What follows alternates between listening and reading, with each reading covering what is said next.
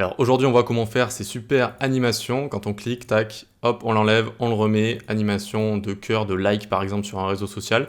Et cette petite micro-interaction également avec cette icône de notification qui va avoir, tac, qui va trembler un petit peu et qui va apparaître comme ça.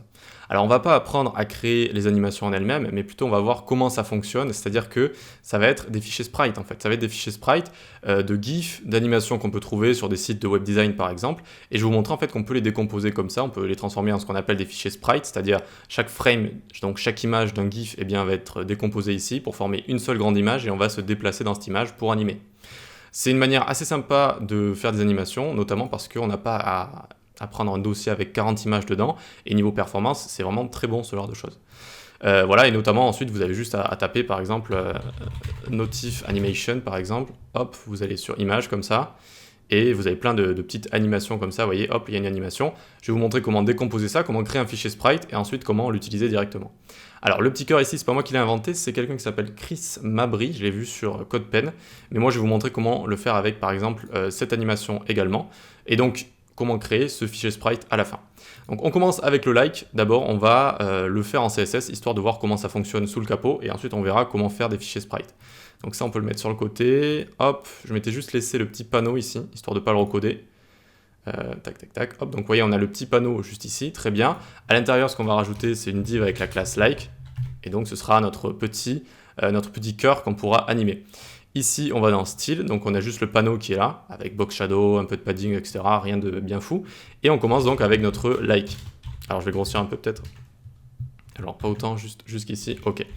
Cursor pointer pour qu'on puisse voir qu'on peut cliquer dessus. Une hauteur, une largeur de 100 pixels, alors j'exagère un peu ici, mais c'est juste pour qu'on puisse bien voir l'animation, sinon n'hésitez pas à faire un like quand même plus petit. Background image URL, et donc là on va mettre notre fichier sprite qui est ici, tac, on peut le mettre directement, hop, et regardez, on a notre cœur qui est apparu ici. Pourquoi? Parce que on arrive directement en fait à gauche du fichier, d'accord, juste ici on a ce cœur qui apparaît, et il apparaît juste là, parfait, très bien. Ensuite, on va le placer plutôt en bas. Et pour ce faire, on va faire position absolute comme ça. Notre parent est en position relative, donc c'est OK. On va pouvoir le placer par rapport au parent. Donc on le fait un top 100%. Et left 92%. Nickel. Tac, il devrait apparaître ici. OK. Maintenant, on va faire un petit transform translate. Moins 50%, moins 50%. Tac. Hop. Et c'est venu le placer juste ici. D'accord? Le transform translate, je viens d'y penser d'ailleurs, j'aurais pu juste gérer tout ça avec top left. Bon, au final, on a fait transform translate, c'est sur X, sur Y, et donc c'est moins 50% de la largeur du parent, moins 50% de la hauteur du parent. Et donc ça nous amène le cœur juste ici, un peu comme dans les réseaux sociaux type Twitter, etc. D'ailleurs, cette animation est inspirée de Twitter, mais ça peut être pour Instagram, Facebook, j'y suis plus trop, mais j'imagine qu'il y a le même genre d'animation. Une fois qu'on a notre animation qui est juste ici, il va falloir créer l'animation CSS pour pouvoir bouger dans notre background et donc créer cette animation-là. Donc pour ce faire, on fait anime like, comme ça. C'est justement le nom de l'animation. On va la décomposer avec toutes les propriétés, même si on peut faire une propriété raccourcie, là on va l'appeler donc anime like, le nom de l'animation. Ensuite, la duration, on va mettre animation duration 0,8 secondes. Je fais exprès de le décomposer au lieu de faire une propriété raccourcie pour qu'on puisse bien voir ce qui se passe à l'intérieur. Animation timing function, et là, peut-être que vous l'avez jamais utilisé ça encore, on va utiliser step. Hop, step qui veut dire pas à pas ou étape en anglais. Et donc on va avoir 28 étapes, et vous l'aurez deviné, c'est le nombre d'images qu'on a ici en fait, qu'on a d'images à l'intérieur là. Okay, et donc toutes les étapes, ça va être hop, point par point, on va avoir ces animations là. Ok pour ça, ensuite, hop, j'essaie de réduire tranquillement. Tac, tac, super. Donc là, on a notre animation qu'on aurait pu réduire. Hein, on aurait pu juste faire animation et mettre toutes les valeurs à la suite. Mais on va laisser ça comme ça pour l'instant. Et donc ensuite, il faut faire le keyframes, @keyframes. On n'oublie pas de mettre exactement le même nom. Anime like ici. Et on va faire un from bgpose background position. Donc ici, on va mettre left. Alors, qu'est-ce que j'ai fait? J'ai fait n'importe quoi. Left, tac. Pourquoi il n'est pas content? Ah oui, ici, il y a une parenthèse au lieu d'avoir une accolade. Ok, donc from background position left, maj alt flèche du bas. Et on va mettre un to right. Tout simplement, qu'est-ce que ça veut dire? Ça veut dire qu'on va de gauche à droite. D'accord? Donc ici, on va de là où on est au début, gauche, jusqu'à droite. Et ça va faire toute notre animation step by step. On peut utiliser from to, on peut utiliser les pourcentages ici avec les keyframes. Là, c'est from to, c'est d'un point à l'autre, donc je trouve que c'est plutôt bien utilisé, c'est très correct comme ça. Donc une fois qu'on a ça très bien, il faut quand même faire un peu de JavaScript, histoire de rendre le tout dynamique, c'est-à-dire que quand je clique dessus, j'ai mon animation. Donc on vient ici d'abord se le mettre dans une constante, notre like, const like est égal document.querySelector, et on va sélectionner like, ok. Ensuite ici on va faire un let count like est égal 0. Ça c'est moi qui l'ai rajouté parce que je trouvais que c'était assez sympa lorsqu'on clique en fait sur l'animation, je sais plus si elle est là, non, elle est plus là, si. Vous voyez que lorsqu'on clique dessus, ça fait l'animation. Imaginons on veut unlike, on ne veut plus like le post, hop, on clique et ça va arrêter de like en fait. Au lieu d'avoir tout le temps l'animation qui se lance à chaque fois, ce serait un peu stupide. Donc ici on a l'animation quand on like et hop, on peut arrêter de liker comme ça. C'est pour ça que j'ai créé count like ici. Et donc maintenant on fait like.addEventListener click lorsqu'on clique dessus.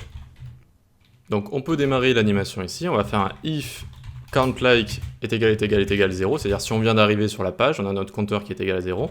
On envoie l'animation quand on clique sur like, donc like.classList.toggle et on lui rajoute animeLike. AnimeLike, très bien. Et ici on va faire un countLike est égal 1, on passera notre compteur de like à 1 ici. Alors c'est pas le compteur de like qui va compter le nombre de likes qu'il y a, mais c'est pour pouvoir like et unlike si vous voulez, c'est pour pouvoir aimer et arrêter d'aimer. Et ensuite ici, ce qu'on va faire, on va faire un like.style.backgroundPosition.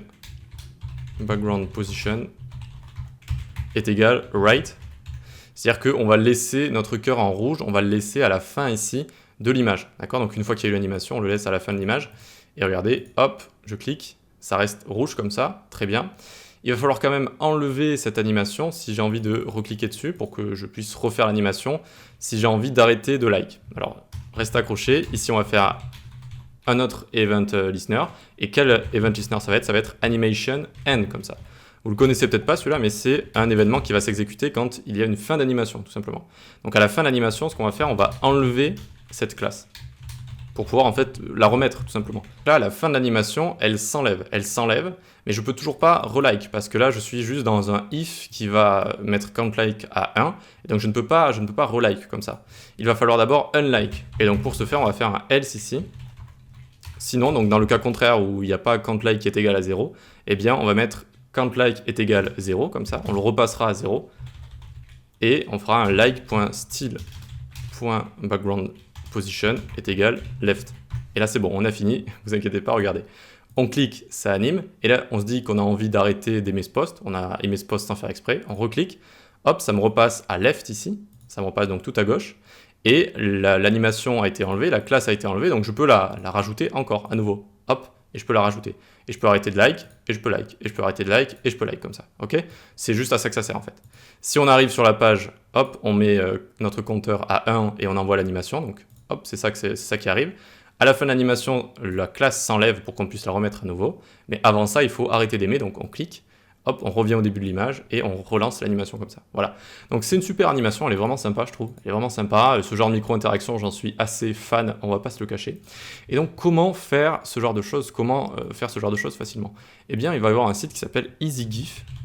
Alors, il ressemble pas à grand chose, mais il est très fonctionnel, très efficace quand on veut travailler avec des GIFs. Et c'est justement ce genre de site que je vous parlais quand je vous parlais de sites entrepreneuriaux. C'est pas forcément des choses, c'est pas le nouveau Facebook ou quoi que ce soit, hein, mais clairement là, il a fait une liste de fonctionnalités sur des GIFs, ça fonctionne super bien. Et c'est typiquement le genre de choses que vous pouvez créer en fait plutôt facilement, même si là, bon, il y a quand même beaucoup de fonctionnalités, hein, on va pas se le cacher.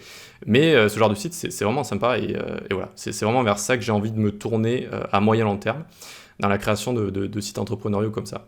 Bref, du coup, on va prendre juste un GIF en fait, et là, par exemple, vous pouvez mettre un like animation GIF par exemple. Voyons voir si on a un truc pas mal. On va juste sur Google Images ici, on s'embête même pas. Je vois qu'il y a un cœur ici qui va sûrement s'animer. Voilà, super, c'est génial. On fait quoi? On enregistre ici. Bon, on va pas le faire ensemble, mais bref, on enregistre ici. Ensuite, on vient là.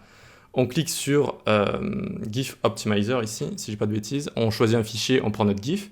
Et on va venir l'upload ici.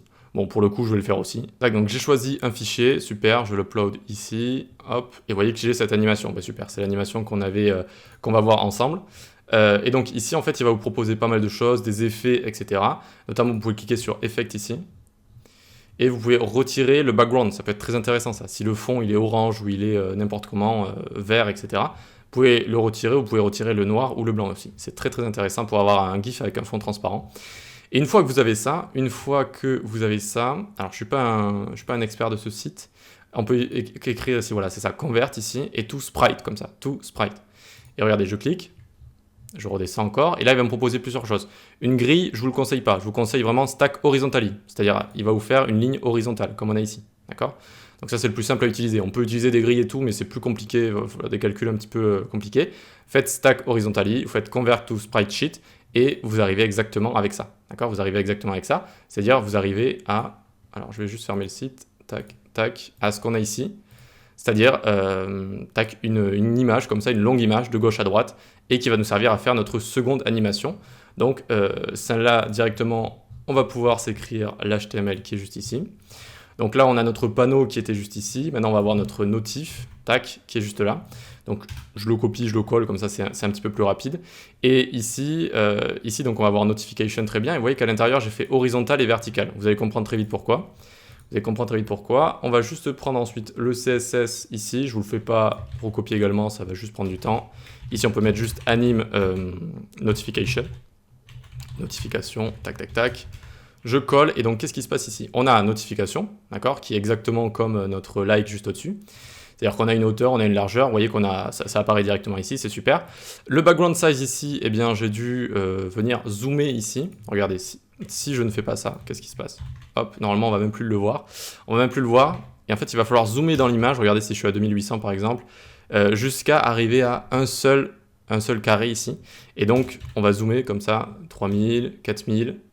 Tac. Et donc si on zoome jusqu'à 6800, vous voyez qu'on a parfaitement notre cloche juste ici. Comment vous vous repérez? Vous vous repérez par rapport notamment au nombre d'images que vous avez à l'intérieur. Alors c'est un petit peu embêtant, j'avoue, mais il faut l'ouvrir, il faut compter un par un les images. Donc voilà, essayez de faire ça. Et ensuite, eh bien, c'est le nombre d'images ici, vous pouvez mettre en pourcentage 6800%, tac, comme ici on avait par exemple 28 steps. Mais celui-là, il était bien placé de base. En fait, l'image était déjà assez grande de base, donc c'était parfait. Alors que là, on doit plus zoomer à l'intérieur. Donc voilà, n'hésitez pas à faire ce genre de choses. Vous comptez le nombre d'images qui est à l'intérieur et vous mettez ici en fonction. Je crois que c'est exactement le nombre d'images, le même nombre ou un de plus pour avoir ça. Petite aide en plus, c'est pour ça que j'ai rajouté vertical et horizontal. Ici, regardez ce que ça va faire. Eh bien, en fait, vu qu'on a un carré ici, tac, tac, tac, hop, on peut rajouter des bordures ici, vous voyez. En fait, je me suis dit, bon, bah, crée-toi un carré avec une sorte de cible à l'intérieur. Comment faire les cibles? Eh bien, j'ai fait un trait horizontal et un trait vertical que j'ai parfaitement placé. Et ensuite, eh bien, je suis venu placer mon image parfaitement avec le background size ici. D'accord? Donc là, j'ai vu que c'était quand même parfaitement placé. Et donc, on pouvait faire notre animation. C'était nickel comme ça. Voilà le genre de petite technique qu'on peut utiliser. Donc ça, je peux le remettre en commentaire. Hop, ça, pareil. Tac. Et on va également mettre en commentaire notre border juste ici. On peut dézoomer ici, sinon ça ressemble rapidement à rien. C'est juste que c'est des éléments qui sont positionnés en absolu, c'est pour ça qu'ils vont les uns sur les autres. Bref, c'était juste pour vous montrer. Et donc ici, on a notre élément qui est placé, super. On a notre animation que j'ai juste fait, j'ai fait la même animation ici, mais en raccourci. Donc je l'ai appelé anim notif, ça va durer 0,6 secondes et il y aura 67 steps. Voilà. Ok. Donc là, il y a 67 images en fait. C'est pour ça que c'est un petit peu plus long. Il y a plus de steps ici directement. Et donc on va par contre toujours de gauche à droite. Ok pour ça. Ensuite on se retrouve dans le JavaScript. Hop, hop, juste ici. Alors pareil, je vais pas vous faire tout recopier parce que je vois que la vidéo elle dure déjà assez longtemps. Et donc maintenant j'ai plus qu'à vous prendre le JS aussi, on va pas le recopier ensemble, hein, c'est juste voilà. On a qu'à mettre ça à la limite. Notif, je vous mets le code source en description si vous le voulez. Et donc en fait on va juste prendre notif dans le DOM, d'accord, notre cloche juste ici. On a pareil un compteur à notif ici. Une fois qu'on clique dessus, on active l'animation, on fait plus 1 à notre compteur. Et donc si notre compteur est à plus 1, on va laisser notre cloche à droite. On laisse notre cloche à droite. Alors là, vous pouvez pas le voir, mais en fait, c'est quand il y a le petit cercle ici de notification. Comme ça veut dire en fait qu'une fois que la notification, que l'animation est faite, ça veut dire qu'on a une notification à regarder. Et donc, on va laisser la bulle en haut à droite. D'accord? Et on n'oublie pas d'enlever toujours l'animation une fois qu'elle est faite avec Animation End pour pouvoir la refaire à nouveau si on reçoit de nouvelles notifications. Et donc, regardez, normalement, clic, hop, on a l'animation et je clique, on l'a à l'infini en fait. Et donc là, bon, on imagine que cette animation n'arrive pas au clic. C'est pas nous qui allons l'activer au clic, comme là on allait l'activer pour un like. C'est plus votre backend qui va vous dire que vous avez reçu quelque chose. l'état de ce bouton va changer ou de cette image va changer. Et donc, une fois qu'on reçoit une notification, on peut le lier comme ça et l'animation va se faire automatiquement quand le state de ce bouton changera. Et donc, on imagine que ça va se lancer sans que je clique en fait, sans que je clique automatiquement. Imaginons que vous êtes, je sais pas, sur Facebook et vous allez voir, hop, cette petite animation arriver à chaque fois que vous allez recevoir une notif. Et donc, on n'oublie pas de laisser le petit rond, comme on fait juste ici avec ça en fait, d'accord? Juste pour dire que, tu as une notification, voilà, pour le laisser tout le temps la notification. Ok, j'espère que c'était pas trop dur à comprendre. Je pense pas que ce soit trop dur à comprendre. Voilà, c'est juste des fichiers sprite CSS qu'on peut construire facilement avec des petits sites outils comme je vous ai montré, et ça donne rapidement des animations assez sympas. Alors je vais vous montrer comment faire ça avec des fichiers sprite CSS, mais aussi je vais vous montrer dans des prochaines vidéos comment faire ça avec des SVG, parce qu'à la base c'est quand même fait avec des SVG. Enfin ça dépend, il y a certains sites qui utilisent des fichiers sprite comme ça, et certains qui utilisent des SVG. Je sais que l'anime de base cœur comme ça sur Twitter est faite à base de SVG. Donc on verra comment faire ça. J'espère que ça te plaît, like, partage, abonne-toi pour me soutenir et pour me pousser à faire d'autres vidéos comme ça. On se retrouve très rapidement, tu peux venir sur Discord parler développement web, pareil sur la newsletter également que j'envoie 1 à 2 fois par semaine autour du développement web. Et c'est pas tout, non, j'ai également des cours, notamment j'ai fait un grand cours sur le front-end récemment de 30 heures, si tu veux le suivre, c'est dispo sur les différentes plateformes d'e-learning, Udemy, tuto.com ou encore mon site, l'école du web. Allez, on se dit à la prochaine, ciao.